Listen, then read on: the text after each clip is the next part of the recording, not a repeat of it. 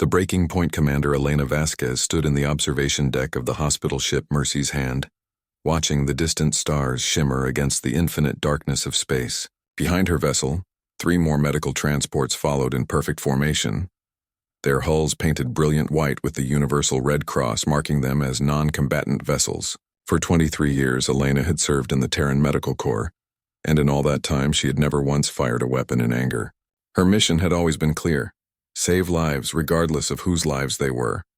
The peace had lasted 700 years, 7 centuries since humanity and the Galactic Empire signed the Treaty of Navaris, ending the most devastating war the galaxy had ever witnessed. Elena's great-great-great-grandmother had been alive during those final days of conflict, when both sides stood on the brink of mutual annihilation. The stories passed down through generations spoke of entire worlds burning, of fleets numbering in the tens of thousands clashing in battles that lasted for months, of casualties measured not in millions but in billions. Humanity had fought the Empire to a standstill, proving themselves far more dangerous than any species the ancient empire had ever encountered. But the cost had been unspeakable, so both sides agreed to stop.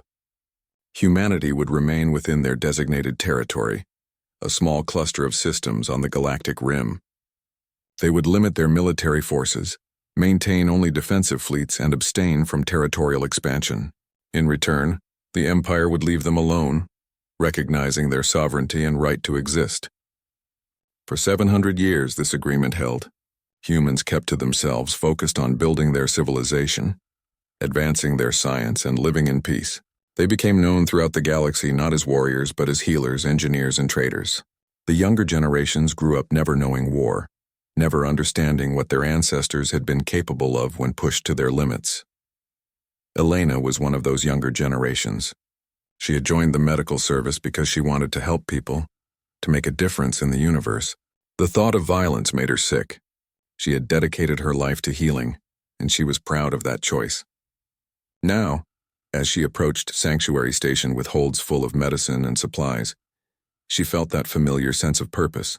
The station housed over 200,000 beings from dozens of different species, and a plague had broken out there 3 weeks ago. Already 5,000 were dead and thousands more were dying. The Empire's own medical ships were stretched thin across their vast territory, unable to respond quickly. When Elena heard about the crisis, she immediately volunteered to lead a relief mission. The Empire had granted permission, confirming that her convoy would have safe passage through their space. Her second-in-command, Dr. James Park, approached her with a datapad. The latest update from Sanctuary Station showed the death toll climbing. They needed to arrive soon or many more would die. Elena checked their estimated time of arrival and nodded with satisfaction. 6 more hours and they would be docking. 6 more hours, and they could start saving lives. She never imagined those would be the last 6 peaceful hours of her life. The Imperial battle group appeared without warning. 12 warships, each one massive and bristling with weapons, materialized from jump space directly in the path of Elena's convoy. The sudden appearance triggered alarms throughout the Mercy's Hand, and Elena rushed back to the bridge. Her pilot, a young man named Marcus Chen, was already hailing the Imperial vessels, sending their identification codes and mission parameters. There had to be some mistake, some miscommunication. The Empire knew they were coming. The authorizations were all in order.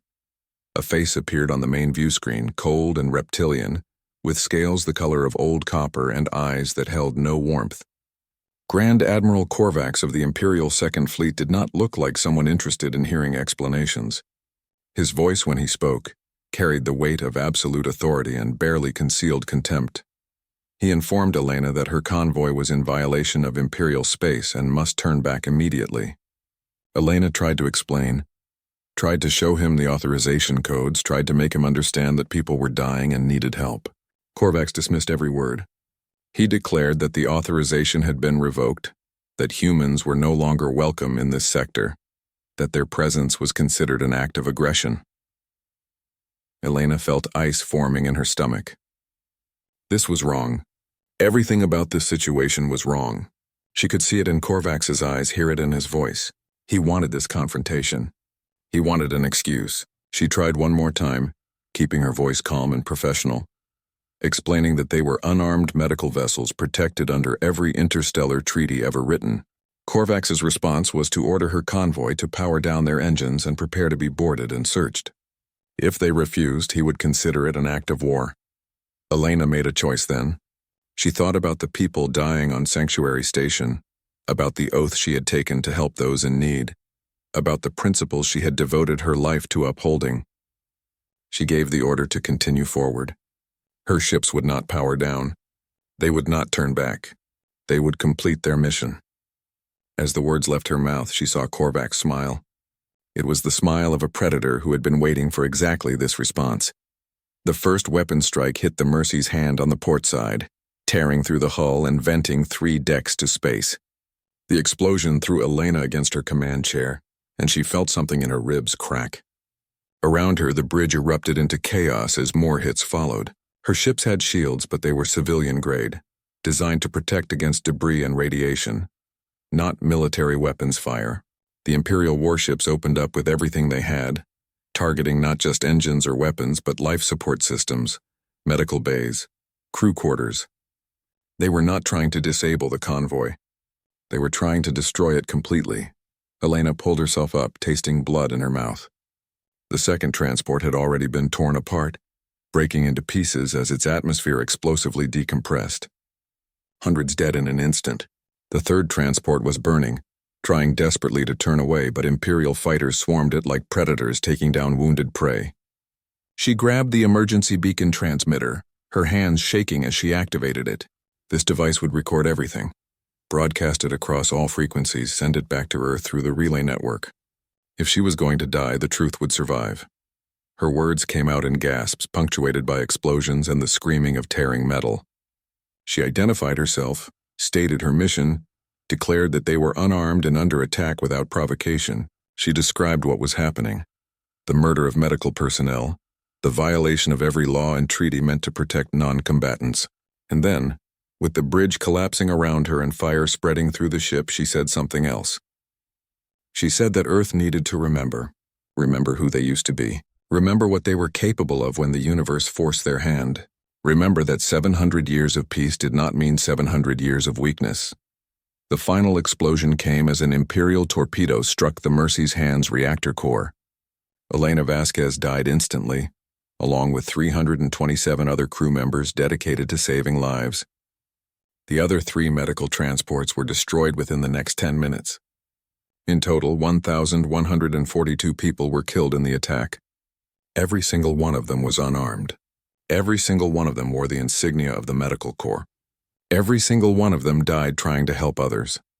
The recording of Elena's final transmission reached Earth 17 hours later. It played in the Terran Council chambers, where the 12 representatives of humanity's colony worlds gathered in emergency session. It played on news networks across every human world, watched by billions. It played in schools, in homes, in military academies, where young officers were being trained for a war everyone hoped would never come. People watched Elena Vasquez die. They watched her medical ships burn. They watched the Empire commit mass murder under a flag of peace. In the depths of the Terran Council building, in rooms that officially did not exist, ancient systems began to activate. Protocols that had been established 700 years ago, updated and maintained but never used, suddenly came online. Messages flashed to secret facilities on every human world, to hidden shipyards in the outer dark, to training bases disguised as research stations, to weapons development laboratories that masqueraded as civilian tech companies. The messages were simple and identical. Protocol Nightfall is active. This is not a drill. Report to stations immediately. President Catherine Morrison, the eldest member of the Terran Council, stood before the assembled representatives and spoke words that no one had spoken in 7 centuries. She declared that the Empire had broken the Treaty of Novaris through acts of unprovoked aggression and murder. She declared that humanity would seek justice for the fallen. She declared that the time of peace was over, and that the galaxy was about to remember why their ancestors had been so wise to make peace with humanity in the first place. The vote was unanimous. Every representative raised their hand. Every world agreed. Humanity was going to war. What the Empire did not know, what no one outside the highest levels of human government knew, was that humanity had never truly disarmed. They had stayed within their borders as promised. They had limited their visible military as agreed, but they had also spent 700 years preparing for the possibility that the treaty might one day be broken. They had built shipyards in the darkness beyond their systems where no one would look. They had developed technologies in secret, advancing far beyond what the galaxy suspected. They had trained soldiers in hidden facilities, maintaining skills and knowledge that the rest of the universe thought had been forgotten. Every human colony had secret military forces. Every civilian ship had concealed weapon systems that could be activated. Every factory that built civilian goods could be converted to military production within days. The Empire had made a catastrophic mistake. They had mistaken 700 years of peace for 700 years of weakness. They had forgotten that humanity had once fought them to a standstill. They had forgotten that humans were perhaps the most dangerous species in the galaxy, when they had nothing left to lose. They were about to be reminded. They were about to learn that some species never truly forget how to wage war. They simply choose not to, until they are given no other choice. Commander Elena Vasquez had died trying to save lives. Now the species she belonged to would go to war to ensure that her death, and the deaths of all those who fell with her, would mean something. The galaxy was about to change forever. And it all started with one woman who refused to abandon people in need, even when facing impossible odds. The hidden arsenal Admiral Chen Wei had not worn his military uniform in 15 years. He kept it in the back of his closet, wrapped in protective covering, a reminder of a life he thought he had left behind. When the activation order came through on his secure communicator at 3 a.m, he stared at it for a long moment before moving. His wife stirred beside him, asking what was wrong. He kissed her forehead and told her he had to go to work. She knew better than to ask questions. After 30 years of marriage to a military officer, even a retired one, she understood that some calls could not be ignored. 3 hours later, Chen Wei stood in a place that did not exist on any official map. The facility was located 200 kilometers beneath the surface of Mars, carved into the ancient rock by mining equipment that had been working slowly and quietly for centuries. What appeared on official records as a geological research station was actually the command center for the Terran Defense Initiative, a military organization that operated entirely in the shadows. Chen Wei walked through corridors lit by dim blue emergency lighting, passing men and women who looked as disoriented as he felt. All of them were being called back to service. All of them had spent years living normal civilian lives, and all of them knew exactly why they were here. The main operations center took his breath away. He had helped design this facility 40 years ago, when he was a young officer full of idealism and determination. Back then it had been mostly empty, a promise of what might be needed someday. Now every station was occupied. Every screen displayed tactical information, every console hummed with activity. Hundreds of people worked with quiet efficiency, coordinating something that should have been impossible. They were bringing a hidden military back to life. General Sarah Morrison met him at the Central Command platform. She was younger than Chen Wei, only 53, but she carried herself with the confidence of someone who had spent her entire adult life preparing for this exact moment. Her family had a tradition of military service going back 6 generations, and she had been groomed since childhood to take command if the peace ever failed. She did not waste time with pleasantries. She simply handed him a datapad and told him to read the summary. What he saw there made him understand the magnitude of what was about to happen. The shipyards beyond Neptune had been operating for 700 years, constructing vessels at a rate slow enough to avoid detection, but fast enough to build an impressive fleet over centuries. The workers who built these ships believed they were constructing deep space research vessels and cargo haulers. Only a small group of engineers and designers knew the truth. Every ship could be converted to military configuration within hours. Weapon systems that appeared to be sensor arrays could be activated. Engines that seemed designed for efficiency could be overcharged for combat performance. Cargo holds concealed missile batteries and fighter craft. Over 700 years, humanity had built 4,300 warships disguised as civilian vessels. Chen Wei felt his hands shaking as he read further. The technology development programs had been even more successful than anyone had dared hope. Human scientists working in secret facilities scattered across a dozen worlds had made breakthroughs that would revolutionize space warfare.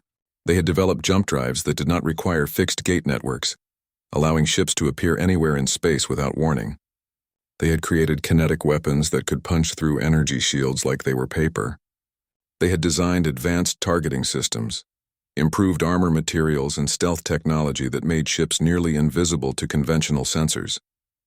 The Empire had spent 7 centuries becoming complacent, relying on old technology and old tactics. Humanity had spent those same centuries innovating and advancing, driven by the knowledge that they might one day need every advantage they could create. Morrison explained the initial plan with brutal simplicity. The Empire expected a response, but they expected something small and symbolic. A few attacks on border outposts, maybe some raids on supply convoys. They would never anticipate a full-scale military operation deep inside their own territory. So that was exactly what humanity would deliver.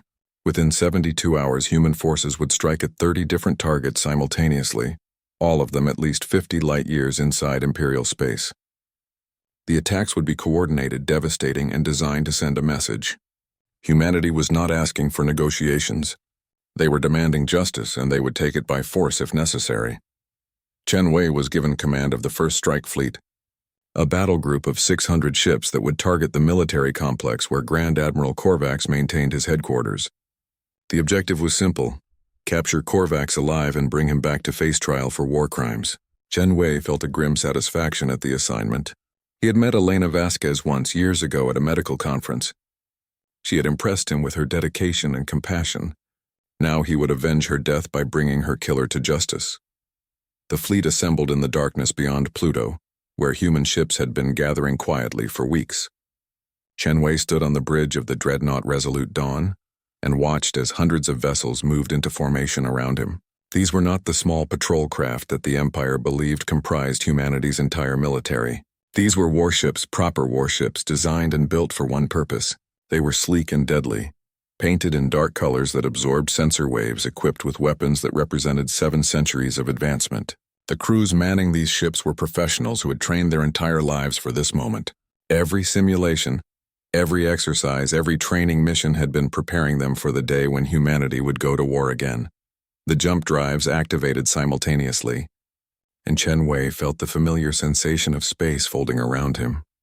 Unlike the old gate system, which required ships to travel to fixed locations before jumping, the new human drives could take a ship anywhere the navigation computer could calculate. It was technology the Empire did not possess, could not predict, and would not be able to counter. In an instant, 600 human warships appeared in the Korvax system, deep inside Imperial territory, materializing out of nothing like ghosts emerging from the dark. The Imperial defenses reacted with impressive speed, but speed was not enough. Korvax commanded a force of 2,000 ships, more than 3 times the number Chen Wei had brought. Under normal circumstances, the numerical advantage would have been decisive, but these were not normal circumstances, and humanity had not spent 700 years building a fleet just to fight a conventional battle. Chen Wei gave his orders calmly, and the human fleet dispersed into smaller groups that moved with a speed and precision that the Imperial forces could not match. The battle that followed would be studied in military academies for generations. Human ships used their superior mobility to dart between enemy vessels, never staying in one place long enough to be targeted effectively. Their kinetic weapons, simple metal projectiles accelerated to relativistic speeds, bypassed Imperial energy shields entirely. The Empire had designed their defenses to stop energy weapons, never imagining that anyone would return to such primitive kinetics. But primitive did not mean ineffective. When a tungsten rod moving at a significant fraction of light speed hit an Imperial warship, the results were catastrophic. Imperial ships began exploding by the dozens, then by the hundreds. Their commanders tried to adapt, tried to coordinate their superior numbers into an effective defense, but human tactics were 700 years more advanced than anything in Imperial military doctrine. Every move the Imperial forces made had been predicted, planned for, and countered before they even attempted it. Chen Wei watched the battle unfold with a mixture of satisfaction and sorrow. He took no pleasure in killing, even when the killing was justified. But he understood necessity, and he understood that the Empire needed to learn a harsh lesson about the consequences of attacking unarmed medical personnel. The battle lasted 6 hours. When it ended, 1,700 Imperial ships had been destroyed or captured. The human fleet had lost 41 vessels, a casualty rate of less than 7%. It was not even close to a fair fight, and that was exactly the point. Korvax's flagship, the massive dreadnought Emperor's Fist, had been disabled rather than destroyed. Human boarding teams secured the vessel within 30 minutes, moving through the corridors with a professionalism that shocked the Imperial defenders. They were not there to massacre the crew. They were there to arrest the Admiral. Chen Wei personally oversaw Korvax's transfer to the Resolute Dawn. The Grand Admiral, stripped of his rank insignia and placed in restraints, looked smaller than he had appeared on the viewscreen when he ordered the attack on Elena's convoy. He tried to maintain his dignity, tried to act as though this was merely a temporary setback, but Chen Wei saw the fear in his eyes.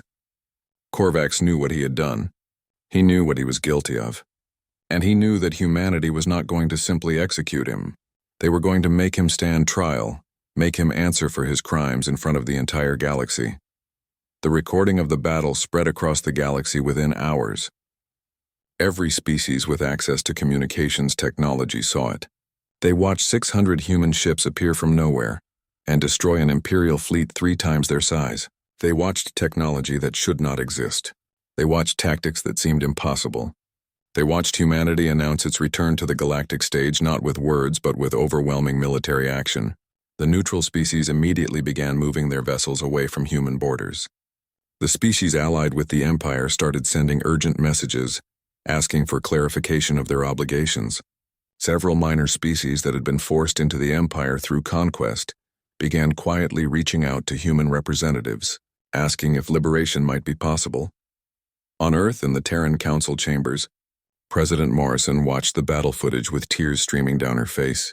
She had known Elena Vasquez personally. They had served together decades ago before Morrison entered politics. Elena had been her friend, her mentor, someone she respected more than almost anyone else in the universe. Watching the Empire pay for Elena's murder brought no joy, only a sense of terrible necessity. Morrison understood that this war would cost humanity dearly, even in victory. They were throwing away 700 years of peace, abandoning the quiet existence they had built. But they had no choice. The alternative was to accept that human lives could be taken without consequence, and that was unacceptable. Across human space, the mobilization continued.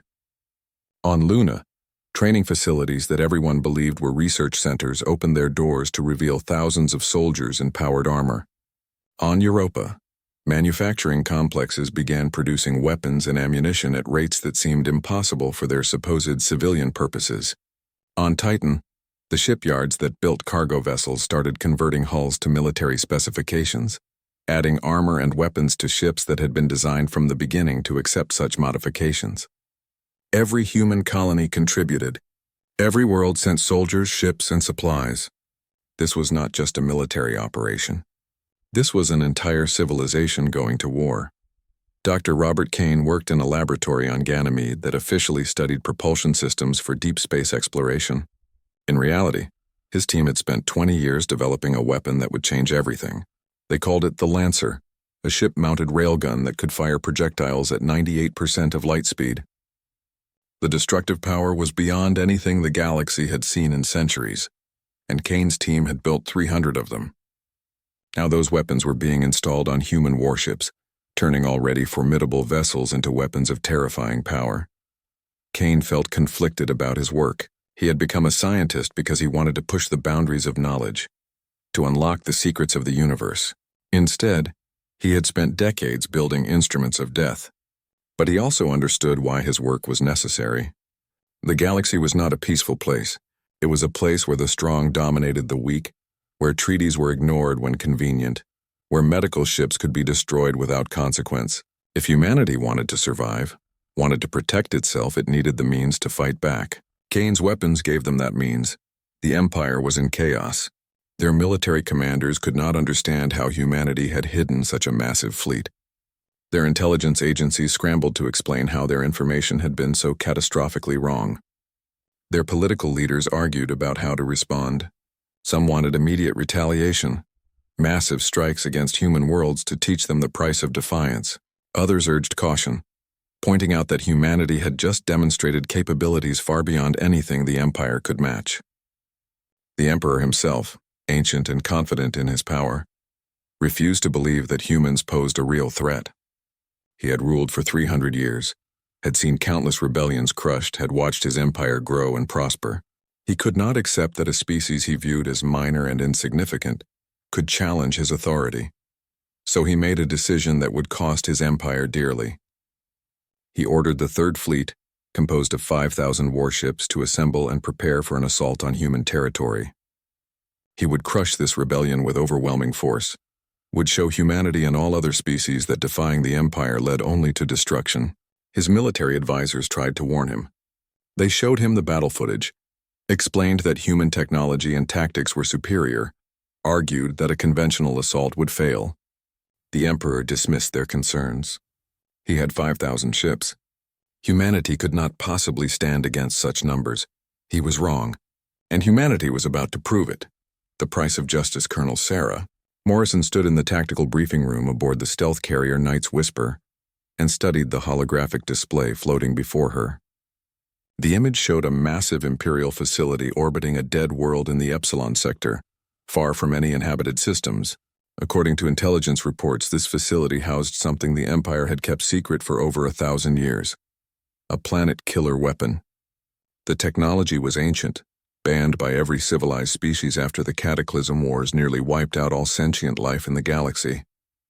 But the Empire had kept one, hidden away, maintained and updated over centuries. Now, as the war turned against them, Imperial leadership was preparing to use it. Morrison was 41 years old and had spent her entire adult life in the military.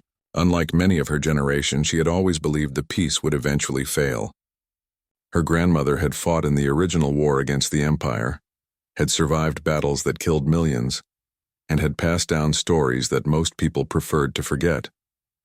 Morrison remembered those stories. She remembered the warnings about Imperial arrogance, about how they viewed other species as inferior, about how they would eventually find an excuse to break the treaty. When Elena Vasquez died, Morrison felt grief but not surprise. She had been waiting for something like this her entire life. The mission briefing was simple in concept but terrifying in execution. A strike team of 200 soldiers would infiltrate the facility, locate the planet killer, and destroy it before the Empire could deploy the weapon. Intelligence suggested the Empire planned to use it on Kepler Station, a human colony world with a population of 8 million. The message would be clear: surrender or watch your worlds burn. Morrison would not allow that message to be sent. Her team would succeed, or they would die trying. There was no middle ground. Her soldiers were volunteers, every single one. They knew this was likely a one-way mission. The facility was protected by a fleet of 600 Imperial warships and had defensive systems designed to stop any conceivable attack. But humanity had advantages the Empire did not anticipate. They had intelligence from sympathetic aliens within the Empire, species who were tired of Imperial domination and willing to help humanity's cause. They had stealth technology that made their ships nearly invisible, and they had soldiers trained to a level of proficiency that the Empire could not match. The insertion went flawlessly. The Night's Whisper, coated in sensor-absorbing materials and running on minimal power, drifted into the system like a piece of debris. Imperial sensors swept past them without registering their presence. When they reached weapons range of the facility, Morrison gave the order.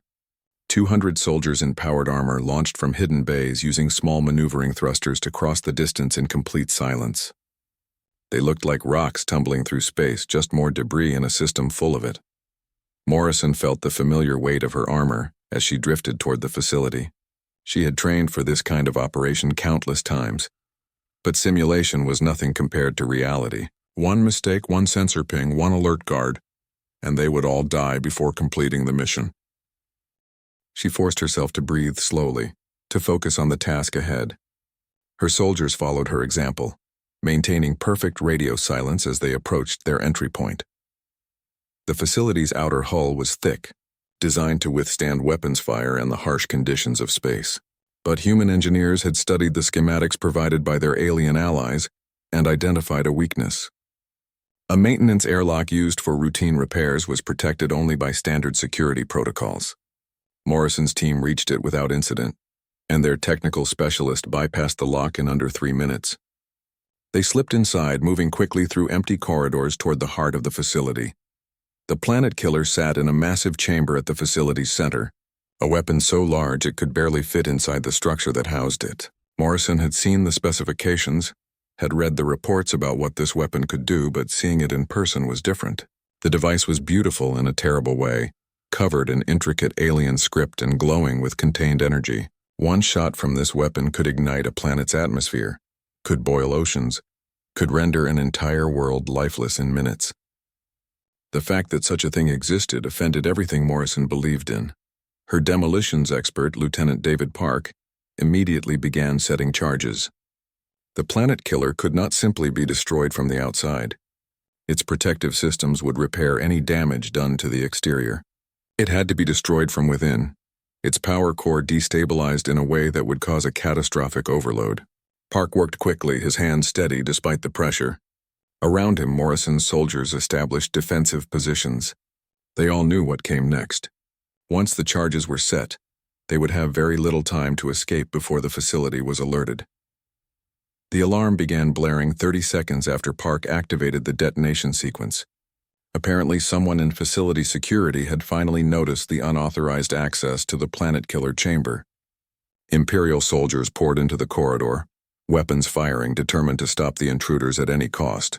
Morrison's team returned fire, their advanced weapons cutting through Imperial armor like it was paper. The fighting was brutal and close range, exactly the kind of combat humanity excelled at. Every human soldier had trained for years in hand-to-hand combat, in fighting in confined spaces, in making every shot count. The Imperial defenders were brave but outmatched. Morrison led her team through a running battle that stretched across 3 kilometers of corridor. Behind them, Park's charges ticked down toward detonation. They had 4 minutes to reach the extraction point. 4 minutes to cross a facility full of enemies while fighting every step of the way. Soldiers fell on both sides.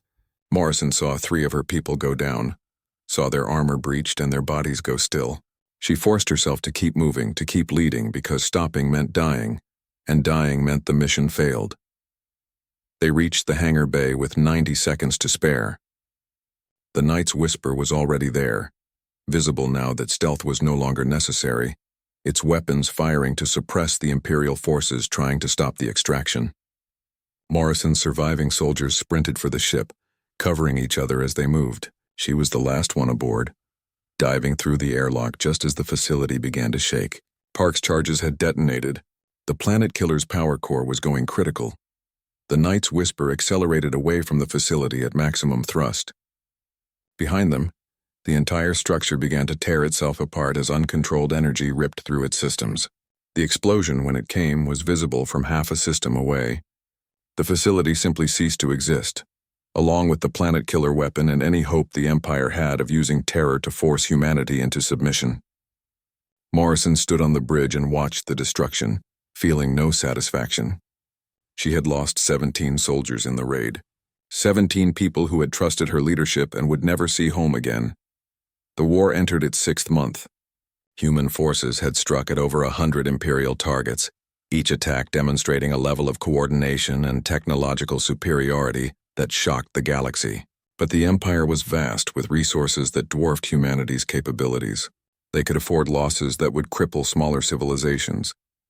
They continued to fight, continued to send fleets against human positions, continued to believe that eventually their superior numbers would prevail.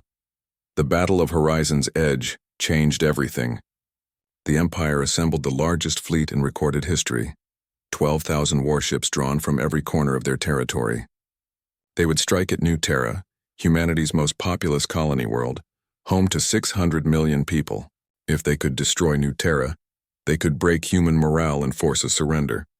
The Emperor himself announced the fleet's departure, promising that this would be the end of human resistance.